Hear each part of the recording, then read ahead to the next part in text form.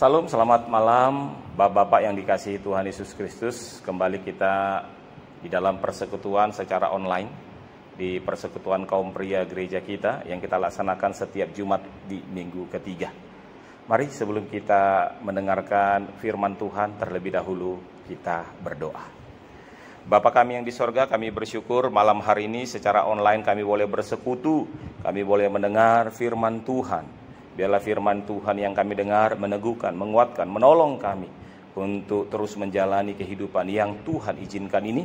Seraya kami terus memiliki pengharapan, kekuatan, keteguhan di dalam pertolongan dan cinta kasih Tuhan. Pakai hamba-Mu dalam seluruh keterbatasannya ketika Ia menguraikan firman. Dalam nama Tuhan Yesus. Amin. Saudara, tema kita hari ini adalah bila ketakutan dan kekhawatiran melanda, yang diambil dari Mazmur nomor 13 ayat yang ketiga dan yang keenam saja. Demikianlah firman Tuhan. Berapa lama lagi aku harus menaruh kekhawatiran dalam diriku dan bersedih hati sepanjang hari? Berapa lama lagi musuhku meninggikan diri atasku? Tetapi aku kepada kasih setiamu aku percaya. Hatiku bersorak-sorai karena penyelamatan. Aku mau menyanyi untuk Tuhan, karena Ia telah berbuat baik kepadaku. Demikianlah firman Tuhan.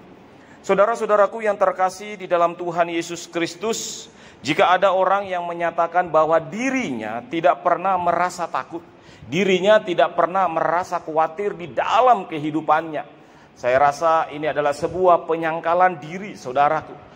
Karena siapapun kita pastilah punya yang namanya perasaan takut dan khawatir.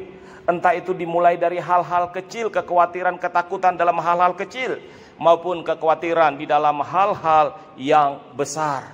Saudara-saudaraku yang terkasih, bila kita melihat konteks kita zaman ini, tentulah kita sepakat bahwa ketakutan dan kekhawatiran yang kita alami bersama-sama saat ini hampir sama, yaitu situasi pandemi COVID-19 ini.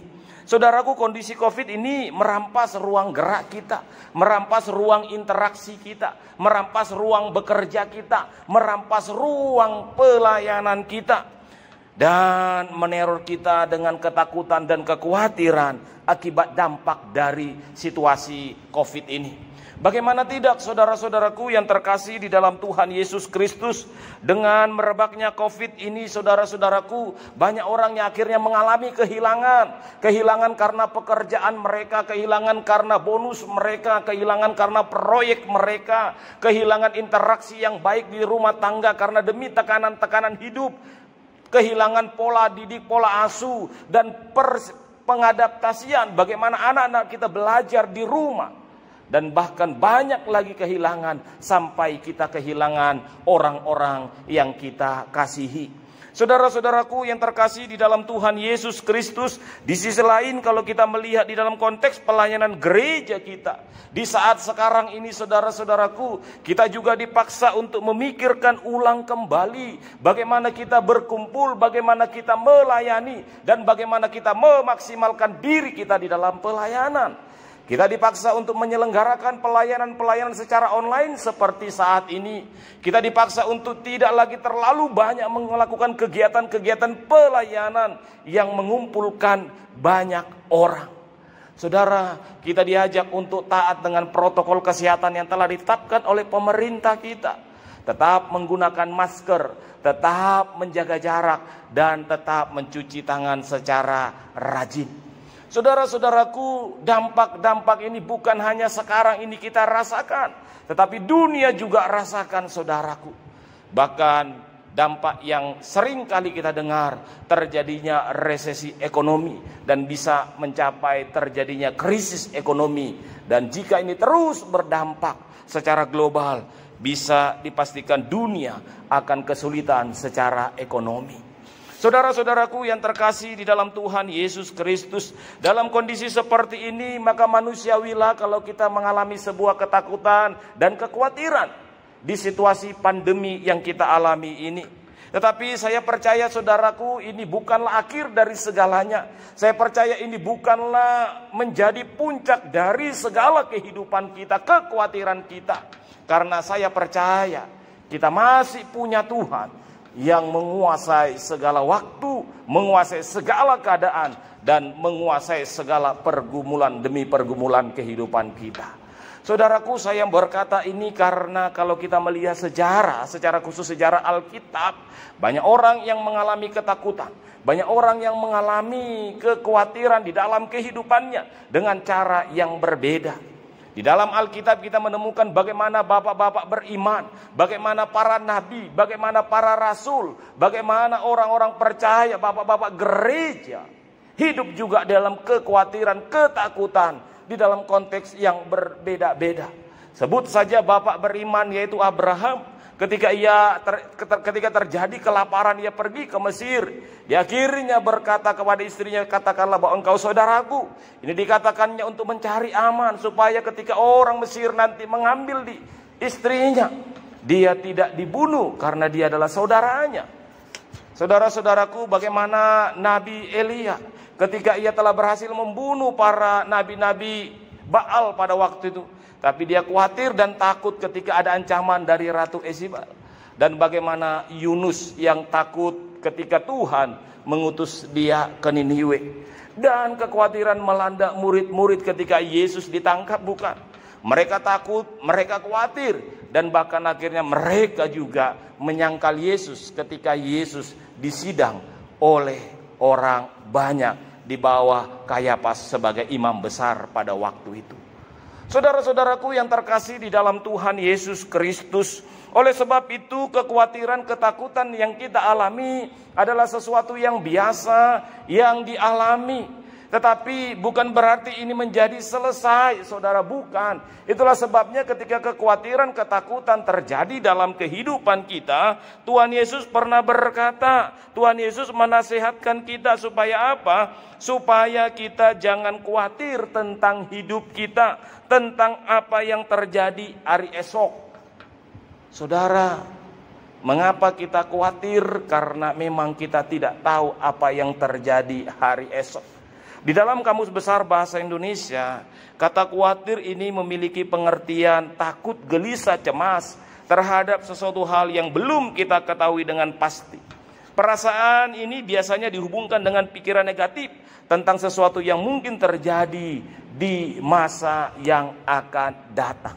Karena ketidakmampuan kita melihat kehidupan di masa yang mendatang, apa yang terjadi besok, situasi apa yang kita alami besok, itulah yang seringkali membuat kita takut dan khawatir. Tetapi saudara-saudaraku, Yesus pernah menasihatkan kita seperti yang saya katakan tadi. Janganlah khawatir akan hidupmu, akan apa yang hendak kamu makan dan minum. Dan jangan khawatir akan pula akan tubuhmu, akan apa hendak yang kamu pakai. Bukankah hidup ini lebih penting daripada makanan, dan tubuh ini lebih penting daripada pakaian? Saudara, di dalam hal melepas kekhawatiran, membawa kekhawatiran kepada Tuhan, kita belajar dari nats Alkitab yang kita baca hari ini. Secara gamblang Alkitab menjelaskan bagaimana situasi perasaan yang dialami oleh Daud ketika ia mengalami ketakutan, ketika ia mengalami kekhawatiran, ketika ia mengalami ketidaknyamanan. Dikatakan di ayat yang ketiga, berapa lama lagi aku harus menaruh kekhawatiran dalam diriku dan bersedih hati sepanjang hari? Berapa lama lagi musuhku meninggikan diri atasku?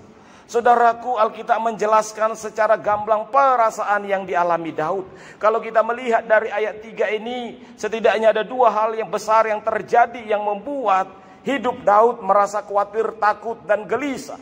Yang pertama yaitu ketika anaknya mati, saudaraku. Di dalam Alkitab dikatakan ketika anaknya mati, maka Daud sangat sedih sekali, saudara-saudara. Kesedihan itu diungkapkan Daud di dalam perasaan yang duka cita. Ia akhirnya berdoa, berpuasa semalaman, berbaring di tanah. Bahkan para tua-tua Israel pun tidak berhasil membujuk Daud untuk makan dan bangun dari lantai. Dia berkabung, dia sedih dalam kehidupannya. Dan yang kedua, saudara, ketika ia dikejar atau diancam oleh Saul, ia mau dibunuh oleh Saul. Saudaraku, Daud menjadi seorang pelarian. Apalagi pada konteks zaman itu, orang-orang Amalek juga bermusuhan dengan orang Israel. Tentulah kalau Daud lari sendiri, kemungkinan orang Amalek juga bisa menangkapnya. Saudara-saudaraku, bila dibayangkan situasi ini, maka tentulah Daud merasa tidak nyaman. Perasaan Daud tentulah dihantui dengan ketakutan, bahaya kematian siap melanda dirinya. Apalagi saudaraku, Daud mungkin bisa melawan Saul, tetapi dia tidak berani membunuh yang namanya Saul sebagai orang yang diurapi Tuhan. Oh saudaraku, ini berkecambuklah kekhawatiran, ketakutan, kesedihan, kegelisahan di dalam diri yang namanya Daud itu.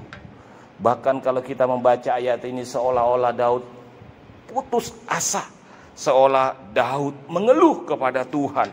Berapa lama lagi Tuhan kau lupakan aku terus menerus. Saudara-saudaraku, di dalam situasi seperti inilah Daud bergumul. Di dalam situasi seperti inilah Daud meratap. Dan kemudian ratapan pergumulan itu kembali dibawanya kepada Tuhan. Dan di ayat yang ke-6 kita menemukan bagaimana Daud menyelesaikan pergumulannya, menyelesaikan ketakutan, kekhawatirannya di hadapan Tuhan. Di ayat yang ke-6 dikatakan, tetapi aku kepada kasih setiamu aku percaya, hatiku bersorak-sorak karena penyelamatanku. Saudaraku, Daud kembali mengingat kasih setia Tuhan. Oh saudara, inilah kunci kita melepas ketakutan dan kekhawatiran kita, yaitu melihat kembali kasih setia Tuhan. Ini berarti kalau hari ini kita takut, kalau hari ini kita khawatir, mari lihat kasih setia Tuhan yang sebelumnya kita terima. Mari kita melihat kasih setia Tuhan yang kita alami. Saudara, ini yang dialami oleh Daud. Dia melihat bagaimana Tuhan memimpin dia ketika dia menjadi seorang penggembala, saudara. Dia melawan banyak binatang buas, tetapi dia juga bisa melawan yang namanya Goliat. Tetapi dia juga bisa keluar dari pertarungan atau keluar dari ancaman Saul, bahkan mempermalukan Saul karena kasih setia Tuhan dan pemeliharaan Tuhan. Saudaraku, ketika kita mengingat kembali kasih setia Tuhan, disitulah ada sebuah motivasi, di situ adalah sebuah semangat, di situ ada sebuah pengharapan bahwa Tuhan kita telah menjaga kita di sebelumnya sampai hari ini. Masakan Tuhan tidak menjaga dalam situasi yang tidak nyaman ini sampai ke depan. Saudara, mengingat kasih setia Tuhan itulah yang membuat Daud bukan saja bangkit saudara, tetapi dia mampu bersukacita dan memuji-muji Tuhan. Saudara-saudaraku yang terkasih di dalam Tuhan Yesus Kristus, di dalam situasi seperti inilah mari kita sekarang melihat kondisi kita di dalam pandemi COVID-19 yang penuh dengan ketidakpastian, yang penuh dengan ketakutan, kekhawatiran akan apa yang terjadi hari esok. Mari saudara mengingat kembali kasih setia Tuhan. Tuhan yang berkarya di dalam kehidupan kita, Tuhan yang bekerja dalam kehidupan, Tuhan yang memelihara kita sebelumnya, dan sampai hari ini kita masih dipelihara Tuhan. Di tengah badai kehidupan, ingatlah Allah adalah tempat perlindungan kita. Waktu Tuhan adalah waktu yang terbaik. Waktu Tuhan adalah waktu yang sempurna. Tuhan tidak pernah terlambat untuk menolong kita, tapi juga Tuhan tidak pernah terlalu cepat untuk menolong kita. Dia tepat sesuai dengan waktu dan rencananya. Mari saudaraku, bersama dengan pemazmur kita menaikkan hati kita kepada Tuhan. Situasi yang kita alami hari ini, ketika ketakutan, kekhawatiran melanda, kita mengingat kembali kasih setia Tuhan. Tuhan berkata, serahkanlah hidupmu kepadaku dan percayalah Ia akan bertindak. Percayalah Ia akan bertindak. Ia tidak akan membiarkan engkau dan sekali-kali tidak akan meninggalkan engkau. Sebagai imam di tengah keluarga, semangat ini, pengharapan ini, atau spirit ini harus kita hidupkan kembali ketika ketakutan, kekhawatiran melanda kita. Tuhan menolong, Tuhan memampukan kita. Mari kita berdoa. Amin. Bapa kami di sorga, kami bersyukur kami mendengar kebenaran firman Tuhan.